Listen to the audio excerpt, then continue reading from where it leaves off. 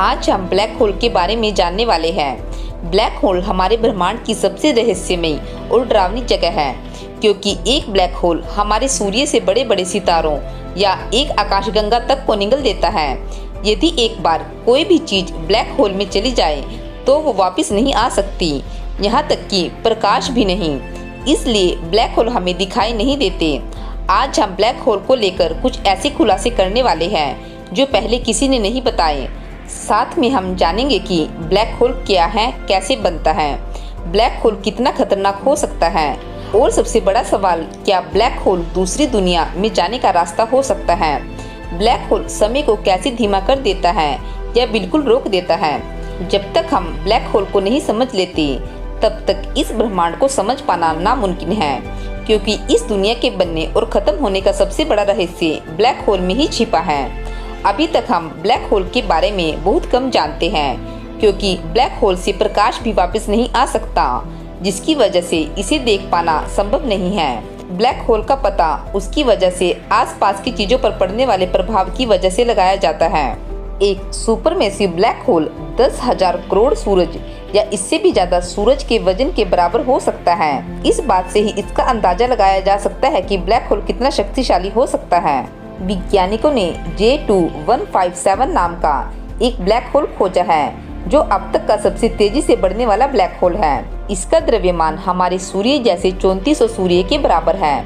यह black hole हर रोज एक सितारे को निगल जाता है। पहले हम जानते हैं कि ब्लैक होल क्या है और यह कैसे काम करता है, और किस प्रकार से ब्लैक होल द्वारा दूसरी दुनिया में जाया जा सकता है।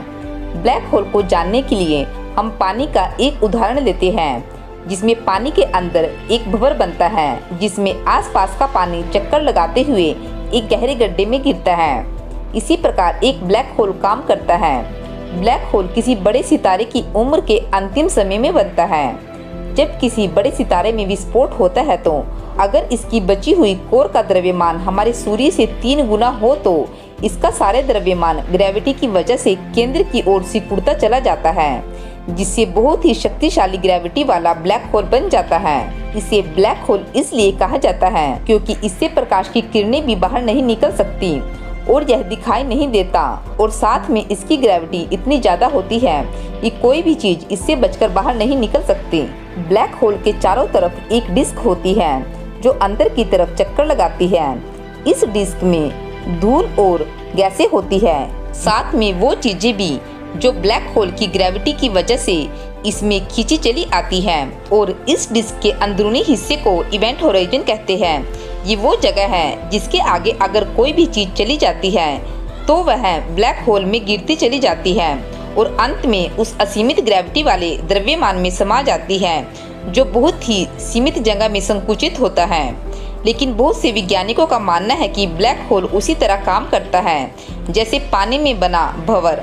इस भंवर में पहले पानी नीचे की तरफ गिरता है और बाद में कहीं और जाकर निकलता है। ठीक इसी प्रकार ब्लैक होल में गिरी सभी चीजों को कहीं दूसरी जगह पर निकलना चाहिए। हो सकता है यह किसी दूसरी दुनिया में निकलता हो।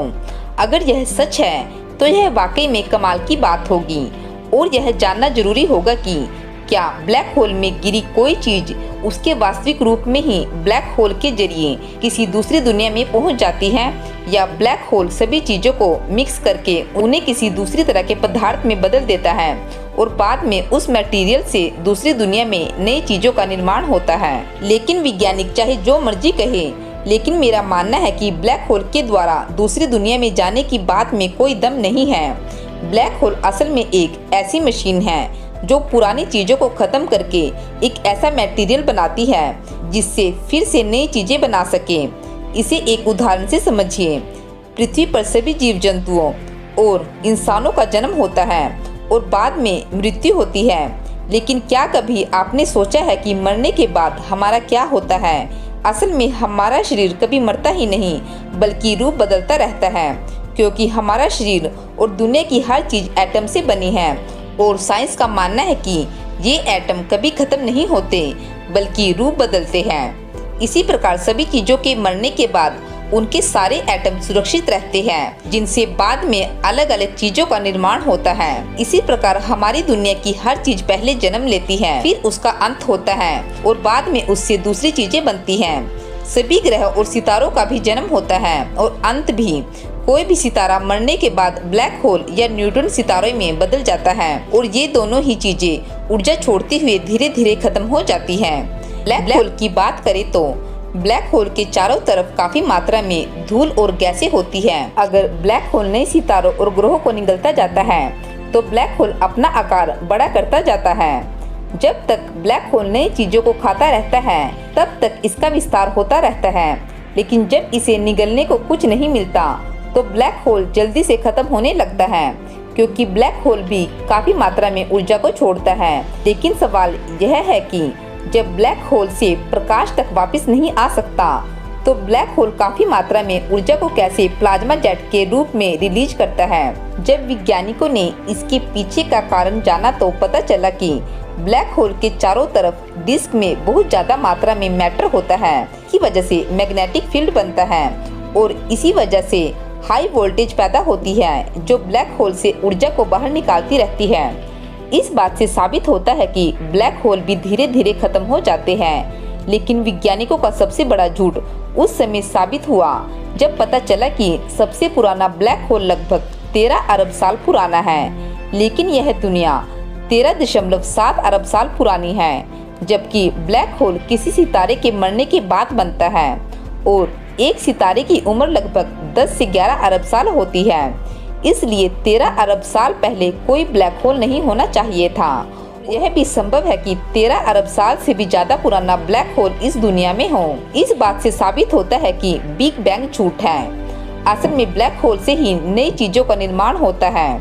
जब कोई ब्लैक होल खत्म होता है वह अपने पीछे काफी मात्रा में धूल और गैस के बादल छोड़ जाता है और इन्हीं धूल और गैस के बादलों को नेबुला कहते हैं, जो ब्रह्मांड की नर्सरी होती है जहां पर नए सितारे और ग्रहों का निर्माण होता है।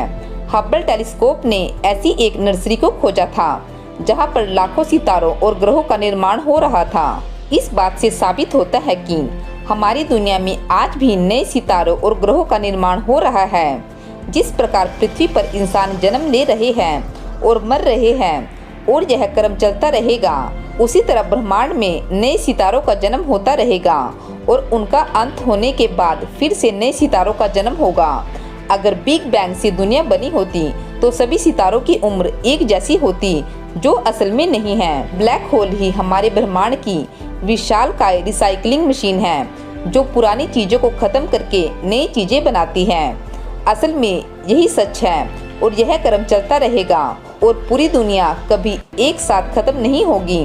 और ब्लैक होल किसी दूसरी दुनिया में जाने का रास्ता नहीं, बल्कि इसी दुनिया में नई चीजें बनाने वाली मशीनें हैं। अब हम जानते हैं कि ब्लैक होल पर समय क्यों धीमा हो जाता है या रुक जाता है। समय रुक जाने का मतलब सभी क्रियाओं का रुक जाना है।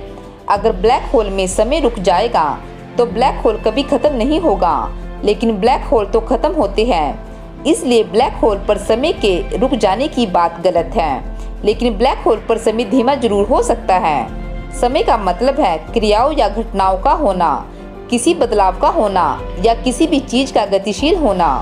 पहले हम समय को ठीक से समझते हैं। जब हम अपने आसपास चीजों को देखते हैं तो हमें बहुत सी क्रियाओं का पता चलता है। बहुत से बदलाव देखते हैं, जैसे ग्रहों का चक्कर लगाना, दिन रात का होना, पृथ्वी पर बहुत सी चीजों की स्थिति में बदलाव होना। जब हम ये सब क्रियाएं और बदलाव होते देखते हैं तो हमें पता चलता है कि समय चल रहा है। अब सोच कर देखो कि अगर हमारी पूरी दुनिया सिर्फ एक छोटे से बिंदु पर सिमट जाए और इस बिंदु के अंदर जितना भी पदार्थ होगा उसके अंदर कोई खाली स्पेस नहीं होगा, जिसकी वजह से उस बिंदु के अंदर कोई क्रिया नहीं हो सकती। एक एटम एक जगह से दूसरी जगह पर चलना तो क्या एक ही जगह पर कांप भी नहीं सकता, यानी इस बिंदु के अंदर कुछ भी बदलाव होना नामुमकिन है। इसका मतलब इस बिंदु के अंदर समय का कोई अस्तित्व नहीं है। अगर इस बिंदु से फिर से हमारी दुनिया फैलना शुरू करती है तो फिर से समय अस्तित्व में आ जाएगा। इसी प्रकार ब्लैक होल सभी चीजों को एक ही बिंदु पर सीमित कर देता है, जिनसे ब्लैक होल के अंदर सभी तरह के बदलाव होना या तो बंद हो जाते हैं या बहुत धीमे हो जाते हैं, जिसकी वजह से हमें ब्लैक होल पर समय काफी धीमा महसूस होगा। वैज्ञानिकों ने M83 ब्लैक होल से निकलने वाले जेट से पता लगाया कि प्रकाश की गति से पार्टिकल्स को छोड़ता है, जो साबित करता है कि पार्टिकल भी लगभग प्रकाश की गति से ट्रैवल कर सकते हैं। इसे अच्छी तरह से समझकर हम भविष्य में ऐसे यान बना सकते हैं जो प्रकाश की गति से 99% तक की स्पीड को प्राप्त कर सकते हैं। अगर हम ऐसा कर पाए तो यह वाकई में हमारे लिए कमाल की बात होगी। बहुत से लोग दावा करते हैं कि ब्लैक होल की मदद से हम समय यात्रा कर सकते हैं, क्योंकि ब्लैक होल पर समय धीमा हो जाता है। लेकिन असल में यह सच नहीं है, क्योंकि हमारे सबसे नज़दीक का ब्लैक होल हमसे कई हजार प्रकाश वर्ष दूर होगा और इतनी दूरी का सफ़र करने में ही हमें कई हजार साल लग जाएंगे। अगर हम प्रकाश की स्पीड से सफ़र करते हैं तो भला कौन बेवकूफ़ 1000 साल बर्बाद करके अपनी ज़िंदगी के 10 से 20 साल बढ़ाना चाहेगा। हमारे वैज्ञानिक भी कैसे कैसे दावे करते हैं, कभी कभी तो मेरी भी समझ से बाहर होता है। इस पूरे यूनिवर्स को देखकर मुझे एक ही बात समझ आती है कि हमारे ब्रह्मांड में ब्रह्मा विष्णु महेश की तरह ही 3 चीजें हो सकती है। ब्रह्मांड की नर्सरी, जहां ग्रह और सितारों का जन्म होता है, जिसे हम नेबुला कहते हैं, और ब्लैक होल जो इन सभी चीजों का विनाश करके इन्हें फिर से दोबारा पैदा होने के लिए आगे भेज देता है। और इस ब्रह्मांड का कोई पालन पोषण करने वाला भी जरूर होगा। इस बारे में आप क्या सोचते हो, हमें कमेंट करके जरूर बताना। इस समय रियल साइंस टीम को आपके सहयोग की जरूरत है। अगर आप हमें कोई भी आर्थिक मदद करना चाहते हैं तो स्क्रीन पर दिए गए नंबर का प्रयोग करें। उम्मीद करते हैं ब्लैक होल के बारे में ये जानकारी आपको पसंद आई होगी।